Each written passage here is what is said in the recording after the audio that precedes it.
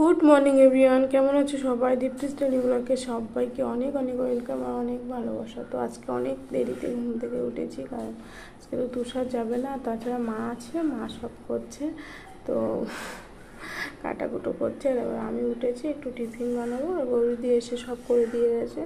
তো আজকে তো ছুটি, সকালে তেমন টিফিন বানানো হয় না, তো আজকে রুটি করব, আর দুধ আছে, মিষ্টি আছে, ওটাই আজকে সবাই খাবো। তো আজকে একটু রুটি করে নিই। আর মা এদিকে আজকে রান্না হবে কচু শাক, মা করছে কচু শাক, আর কচু শাক আছে, চিংড়ি আছে, আর পাট শাকের চপ আর পাট শাক হবে আজকে।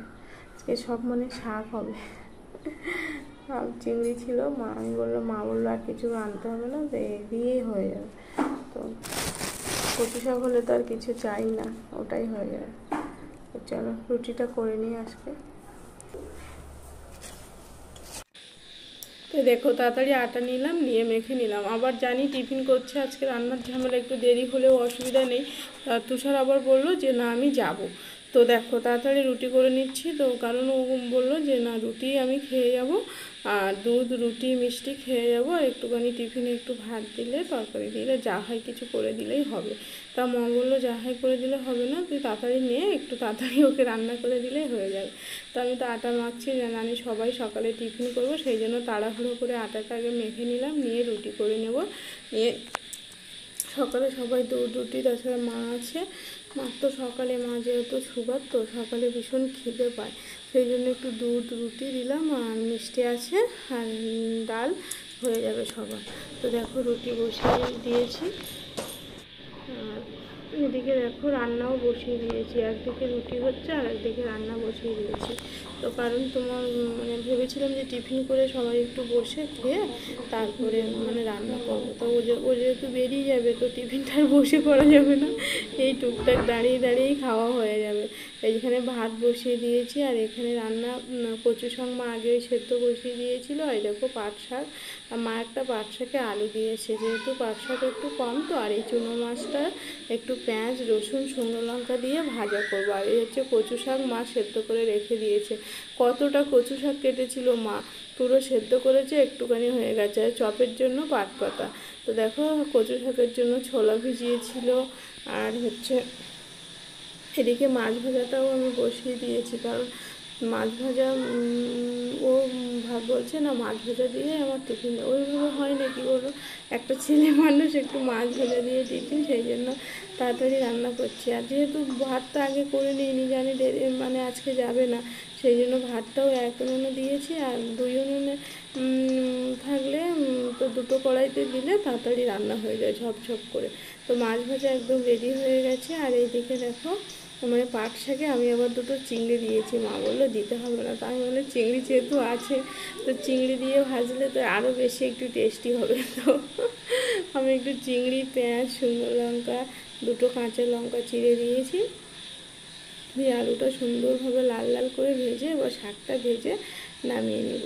আর এই পাট শাকটা যে কী ভালো খেতে হয়েছিল গো, আমি তাই মাকে বলছিলাম যে এত সুন্দর লাগে পাট শাক। তা মা বললো হ্যাঁ পাট শাক তো খুব সুন্দর লাগে, তো এই সময় তো পাট শাক খেতে হয়। তো দেখো পাট শাকটা দিয়ে আমি কিন্তু ঢাকা টাকা কিচ্ছু দিইনি, এইভাবে যা জল জলে জলে যা জল বেরিয়েছে ওই জলেই মানে পুরো সেদ্ধ করে নিয়েছি পাট শাকটা। আর একটু চিংড়ি দিয়েছি, তো কী ভালো খেতে হয়েছিল। তো ওইদিকে চিনিও উঠে গেছে, তো আজকে ভাবছি চিনিকে দুধ রুটি দেবো, অন্য কিছু না। মানে প্রতিদিন দেখবে সুজি, ছেড়ুরাগ এগুলো খেতে চায় না, মানে এক জিনিস আমার মেয়েকে আমি দেখেছি একটু ঘুরিয়ে ফিরিয়ে দিলে ভালো খায়। তো এদিকে দেখো কচু শাকটা বসাবো, কচু শাকে তোমার একটু তেজপাতা, শুকনো লঙ্কা, গোটা জিরে এগুলো দিলাম, দিয়ে কচু শাকের জন্য আর একটু নারকেলও মা তুলে নিয়েছে, তুষার তুলে দিয়েছে নারকেলটা, মা আবার একটু পরিষ্কার করে দেবে। তো নারকেলের তোলা সে কালো থাকে না, ওটা আমরা ফেলে দিয়ে তারপরে দিই। তো একটু দেখো কম পেঁয়াজ দিলাম, আরেকটু আদা রসুন মা বেটে রেখেছে, ওইটা দিয়ে দেবো। তো কচু শাকে একটু আদা রসুন বাটা দিলে খুব সুন্দর হয়। আজকে হবে চিংড়ি দিয়ে, আগে একদিন আমি ইলিশের মাথা দিয়ে করেছিলাম।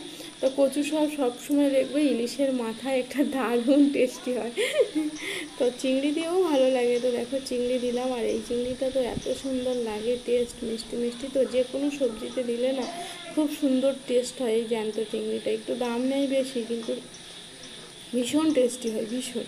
তো আমি তো বাজারে গেলেই এই চিংড়িটা নিই।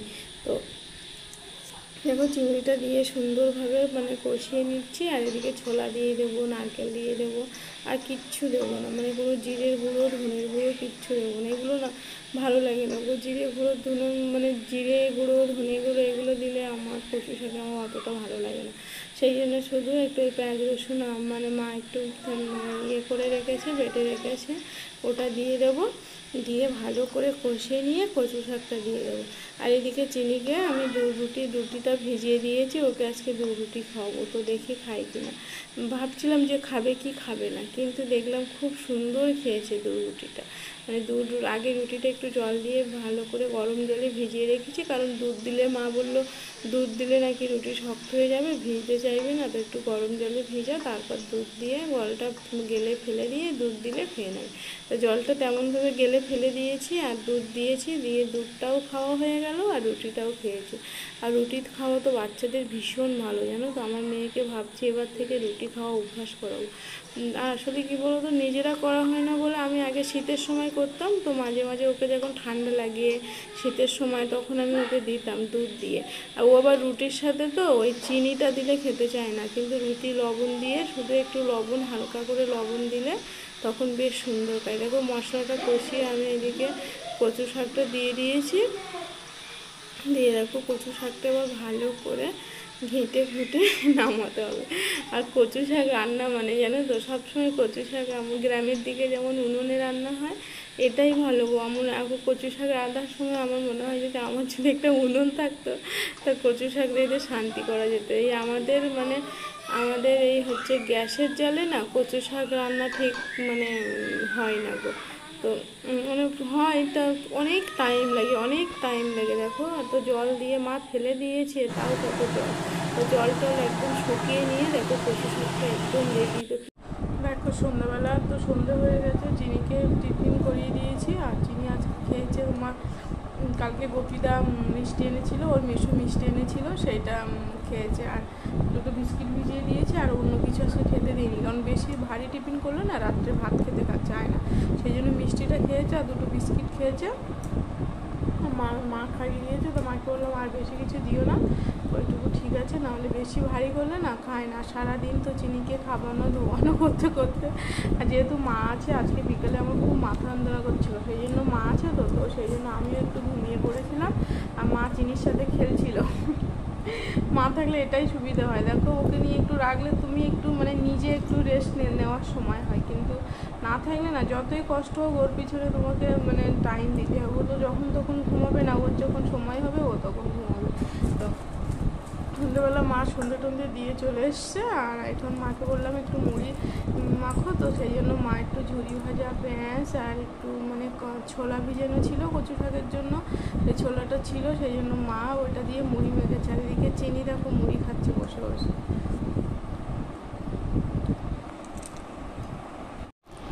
চিনি মুড়ি খাচ্ছ,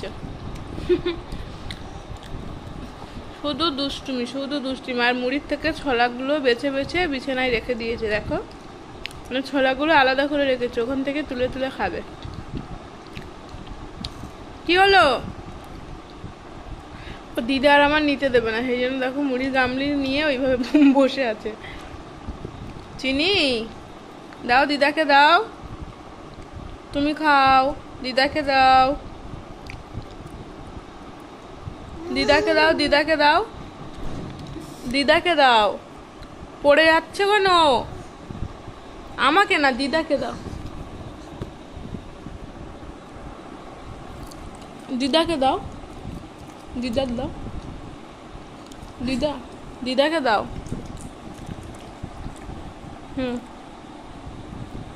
বাবা, দিদাকে দাও,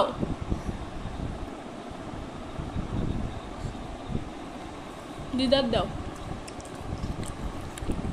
চিনি এখন দুষ্টুমি করতেই থাকবে। বা আমি মুড়ি খাবো না, তুই রাখ। জল খা, জল খা, জল খা, জল খা, জল খা, লে।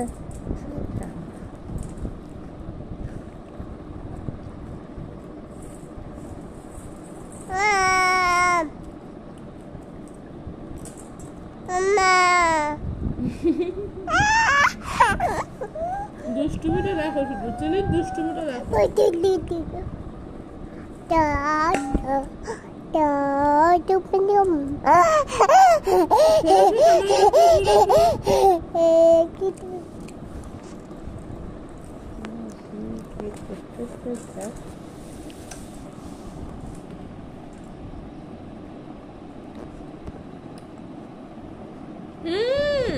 জল দিচ্ছিস কেন চিনি? জল দিচ্ছিস কেন? চিনি ভীষণ দুষ্ট, দেখো কি করছে।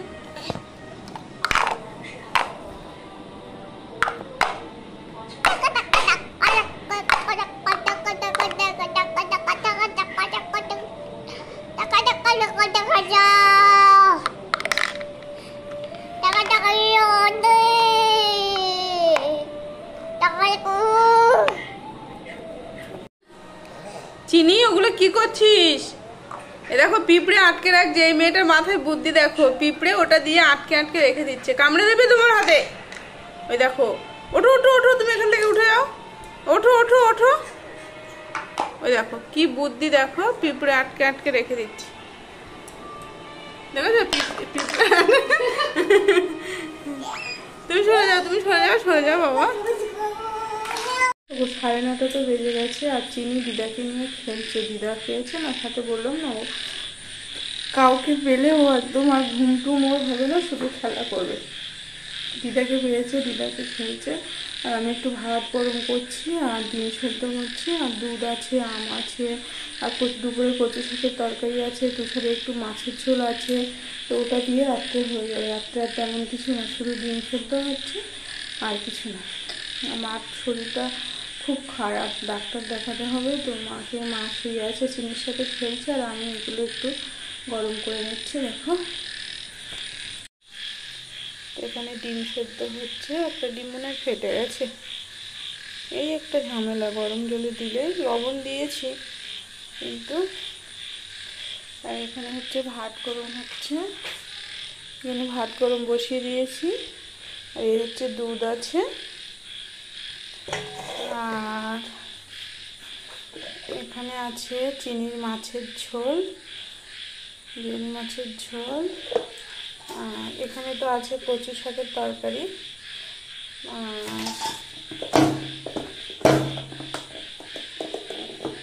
আছে তুষারের মাছের ঝোল, আর তুষারে এটা দিয়ে ডিম সেদ্ধ, মাছের ঝোল, কচু শাক। তাছাড়া ওর আছে কি বলো তো, এই হচ্ছে সেই আমরা দুপুরে পাট পাতার চপ বানিয়েছিলাম, তো ওর তো চপ বানালে ঠান্ডা হয়ে যাবে, তো পাট পাতাগুলো প্লাস্টিকের মধ্যে মা রেখেছিল, আর এই হচ্ছে বেসন আর চালের গুঁড়ো একসাথে দিয়ে মা করেছিল, তো পাট পাতাটা ভীষণ টেস্টি হয়েছিল চপটা। তো মাঝে মধ্যে এরকম পাট শাক এখন খেতে হবে। চপ তো ভালো লেগেছিল, তাছাড়া চিংড়ি দিয়ে পাট শাক বানিয়েছিলাম, তো কী ভালো লেগেছিল। এবার থেকে বাজারে গেলে তুষারকে বলবো পাট শাক আনতে, তো সিজনে খাওয়াও ভালো আর খেতেও ভীষণ টেস্টি হয়। তো এগুলো কমপ্লিট করে আবার চিনিকে খাওয়াবো। চিনির ভাতটা একটু প্রেসারে দেবো, দিয়ে নরম করে নেবো, নিয়ে ওকে আবার খাওয়াতে হবে। এবার চিনিকে একটু ভাত খাইয়ে দেবো, কারণ 10টা বাইরে যাচ্ছে, আর বেশি দেরি নেই। ওর ভাতটা প্রেসারে একটু নরম করে, ওর তো খাওয়াতে খাওয়াতে প্রায় 1.5 ঘন্টা 2 ঘন্টা লেগে যায়। তো আমার না দুপুরে ভীষণ মাথা যন্ত্রণা করছিলো, তো একটু একদম তেল দিয়েছি, দেখো অনেকটাই তেল দিয়েছি মাথায়, এত মাঝে মধ্যে খুব মাথা যন্ত্রণা করে আমার। তো ব্লগটা আর বেশি বড় করবো না, কেমন হয়েছে অবশ্যই জানিও। তো ভালো লাগলে অবশ্যই লাইক, শেয়ার অ্যান্ড কমেন্ট করো, আর পাশে থাকা বেল আইকনটি প্রেস করে অবশ্যই চ্যানেলটি সাবস্ক্রাইব করে দিও, আর ফেসবুক থেকে যারা দেখছো অবশ্যই একটু ফলো করে দিও। তো সবাইকে tata, good night and sweet dream.